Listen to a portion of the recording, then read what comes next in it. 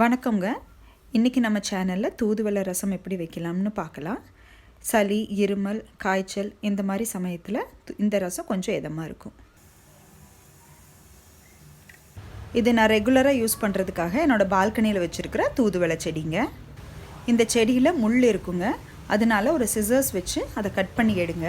நீங்கள் சமைக்கிறதுக்கு முன்னாடி அந்த முள்ளெல்லாம் நீங்கள் கட் பண்ணி க்ளீன் பண்ணிக்கலாம்.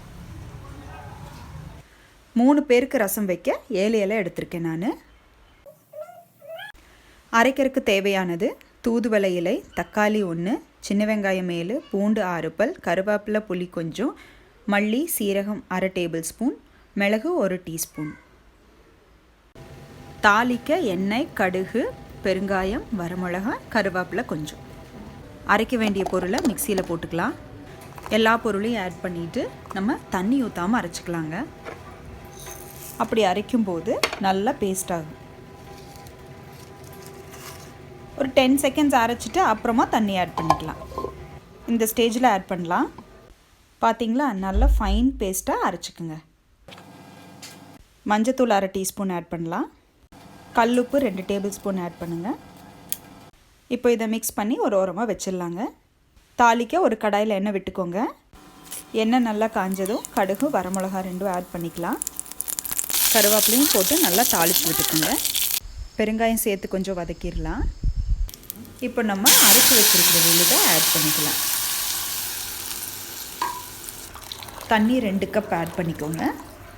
ரொம்ப தண்ணி ஆட் பண்ணிடாதீங்க. பச்சை வாசனை போகிற வரைக்கும் நல்லா கொதிக்கட்டுங்க. ஒரு 10லேருந்து 15 நிமிஷம் வரைக்கும் ஆகும். பச்சை வாசனை போகும்போது நல்லா இந்த பதத்தில் இருக்கும் ரசம் பார்க்குறதுக்கு. ஸ்டவ் ஆஃப் பண்ணிக்கலாம். ரசம் ரொம்ப தண்ணியாட்டமும் இருக்கக்கூடாது, ரொம்ப கெட்டியாகவும் இருக்கக்கூடாது, அதை மட்டும் பார்த்துக்கோங்க. ரசத்தை ஒரு கிண்ணத்தில் ஊற்றிக்கலாம். இப்போது மல்லி இலை பொடி பொடியாக கட் பண்ணி போட்டு க்ளோஸ் பண்ணி வச்சுருங்க. 2 நிமிஷம் கழித்து மூடி எடுத்து நம்ம கலக்கி விட்டோன்னா இந்த ரசம் அவ்வளோ மணமாக இருக்குங்க. இதை நம்ம சாதத்தோடையும் சாப்பிட்லாம், இல்லை சூப்பாகவும் குடிக்கலாம்.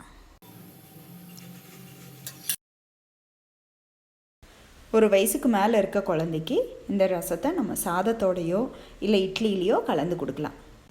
குழந்தை கொடுக்கும்போது எப்போவுமே சாதத்தை நல்லா மசிச்சுட்டு அப்புறமா ரசம் ஆட் பண்ணுங்கள்.